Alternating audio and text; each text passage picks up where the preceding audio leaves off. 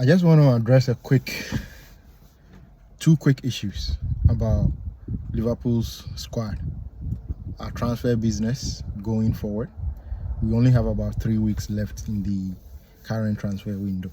So I just want to talk a little bit about who I think we need to bring in.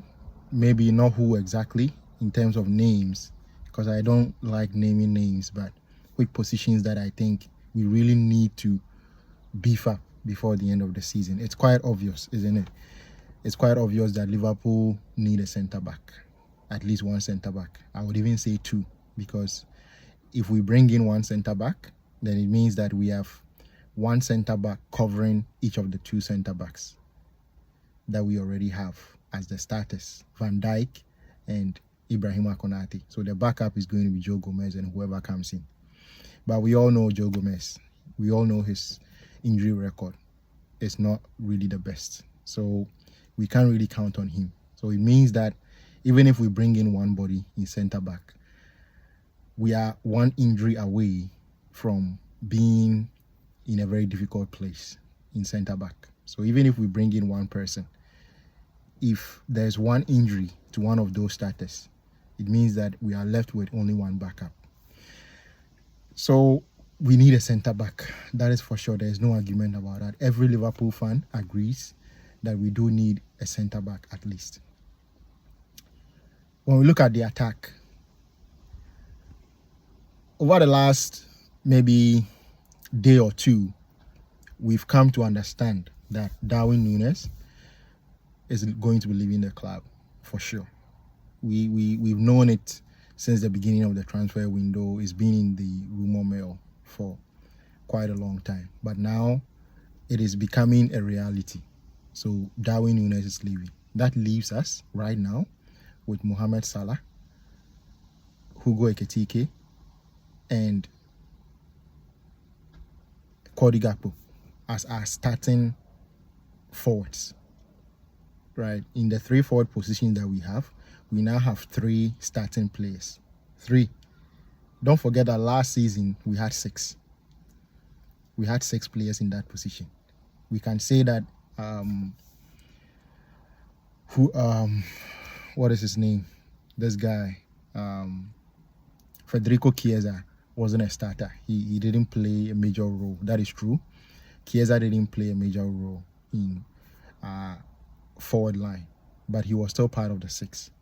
So even if we were to forget about Federico Chiesa, we had 5 people in that position who could start any game. So we could choose any of those 5 to start a game. Maybe apart from Salah, who was nailed on to start every game. The rest we could choose anybody from those 5. So now we've lost Darwin Núñez. Jota, RIP, is not here with us anymore, and Luis Diaz is gone as well. So it means that even if we were to get back to having 5 starters, I'm talking about starters. That is why I haven't mentioned Rio Ngumoha. I've intentionally not mentioned him because I don't think he's at a stage where we can rely on him on a consistent basis. He can come into games 10 minutes, 15 minutes before the end and run at defenders. We could start him in some of the cup games, granted. But we need starters. I'm talking about starters here. And I think the point where this Liverpool team has gotten to, we can't afford to be signing backups. We need to sign starters so that the players who were starters last season become the backup. That is how you build a winning team. That is how you build a championship team. You sign starters so that the starters who were playing in the previous season become your backup. That is how you build a winning team. So if we are talking about starters right now, we only have 3 starters in our front line.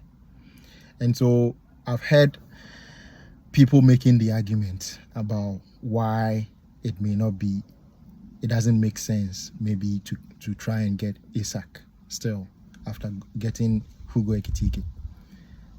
But we shouldn't forget that in football, a team is about 1 or 2 injuries away from having a crisis. So if you want to build a squad that wins, a squad that does not give excuses as to blaming injuries for their failures, you need to build a deep squad. The squad depth is very, very important.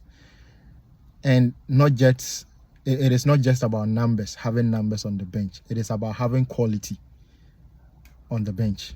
Quality on the bench. We've been crying for this quality on the bench for quite a long time. So I'm a bit surprised that Liverpool fans, some pundits like Jamie Carragher would come out and say that he doesn't understand why Liverpool still want Alexander Isak. Liverpool absolutely need a player like Alexander Isak because we are trying to build a winning team. We are building a team that would be formidable against injuries, against any sort of occurrences that could slow us down in terms of competing for multiple trophies. And don't forget that this squad Liverpool is trying to build is not about the Premier League alone. Of course, the Premier League is part of the reason why Liverpool wants to build a formidable squad. But it's about the Champions League. It is about the other competitions, FA Cup, Carabao Cup. Liverpool is a team that respects all trophies. We've always been that team. We respect all trophies. We don't disparage some trophies as small and others as big. Of course, the bread and butter of every team in the Premier League is to win the title, the Premier League title. But apart from that, all the other competitions are very important. So we can't set ourselves up to be good only in the Premier League. I think it's very dangerous for any team to go into a season trying to compete for one trophy. You want to be competing on multiple fronts so that if you fail on some fronts, you might end up succeeding on other fronts. So we absolutely need two forwards.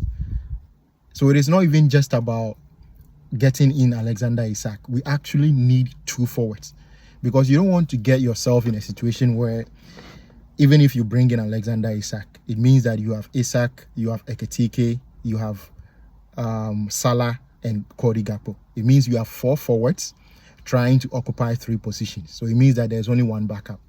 Rio Ngumoa can be the fifth player in the forward position. But do we really want to put ourselves in that position where we will be relying on Rio Ngumoa week in, week out in case we experience two injuries in that forward line? Having two injuries in a 38-game season, a 9-month season, is not something that we should take for granted, that it can happen. It absolutely can happen.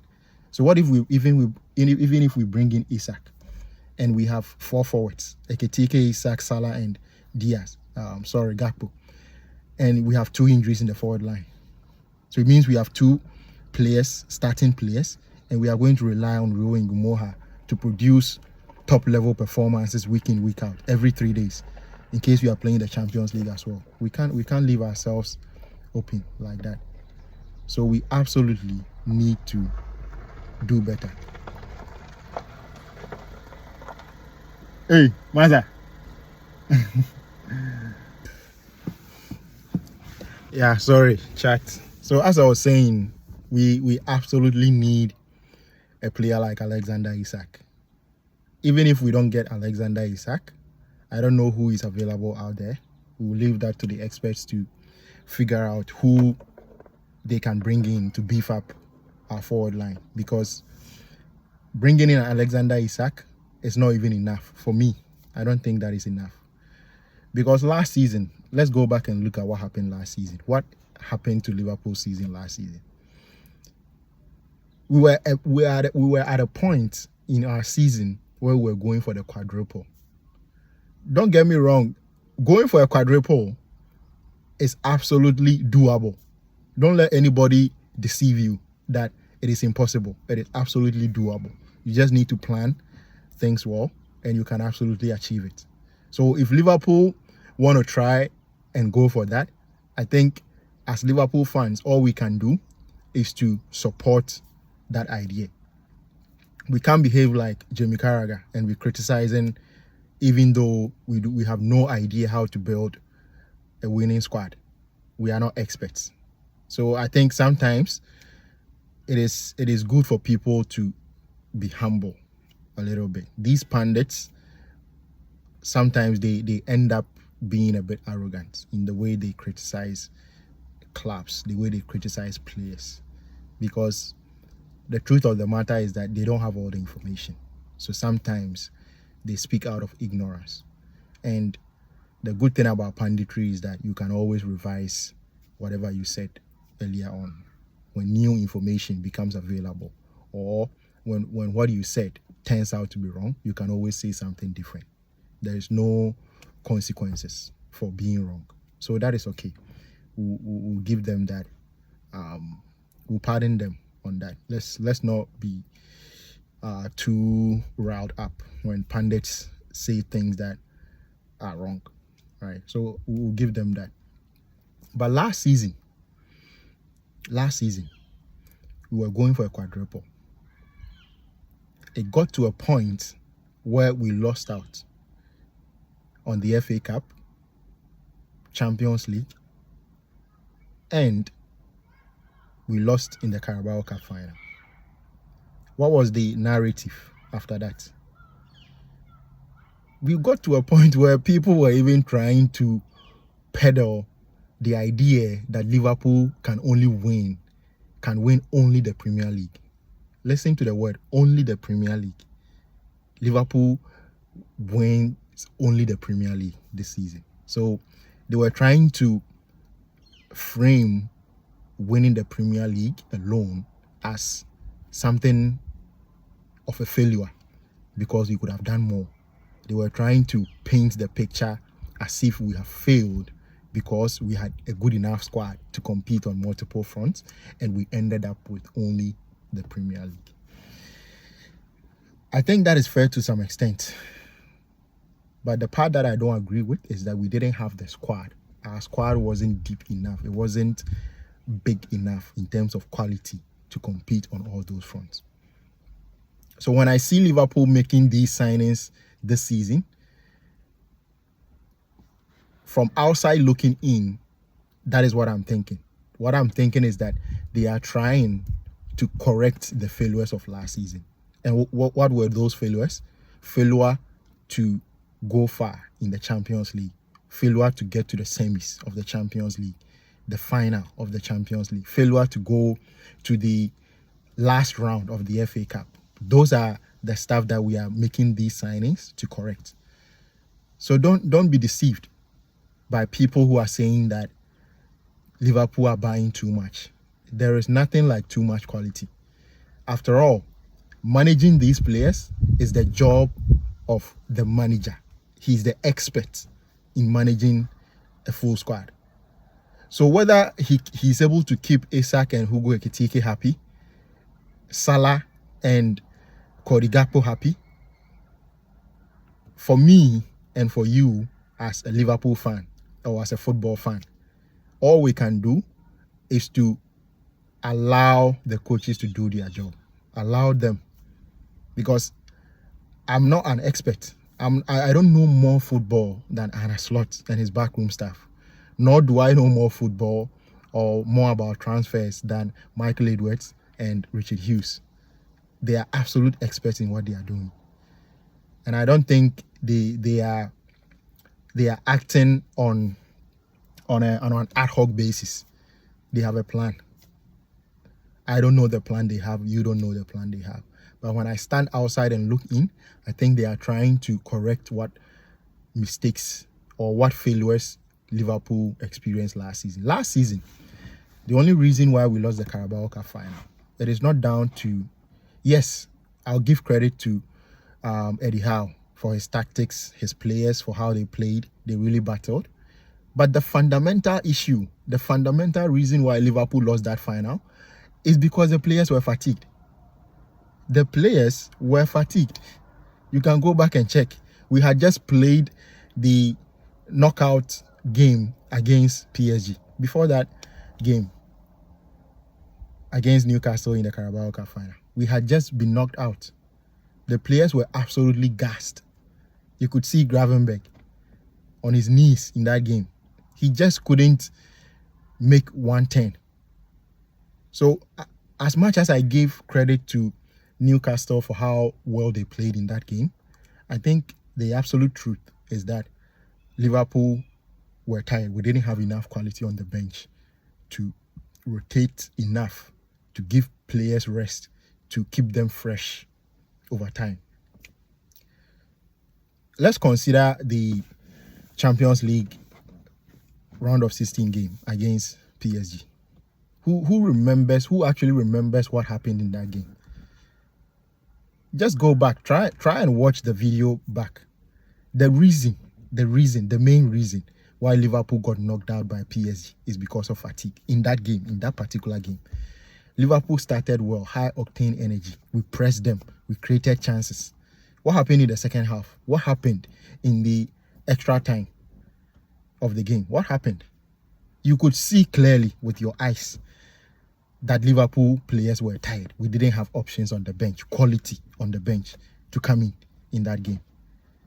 So we can't sit here and say that how is the coach Arne Slot going to manage the minutes of Hugo Ekitike because he was bought for £90 million or whatever, and they are going to bring in Isak for £140 million, and we can't keep them happy and all those blah, blah, blah, blah, blah. I think it's just waffle. We need even more than Alexander Isak. We need even more than Alexander Isak, because it is going to get to periods in the season where players will be gassed, players will be tired, absolutely tired, because they've been playing every 2 or 3 days. And for us to be able to do well in all competitions, we absolutely need quality on the bench, not just numbers on the bench.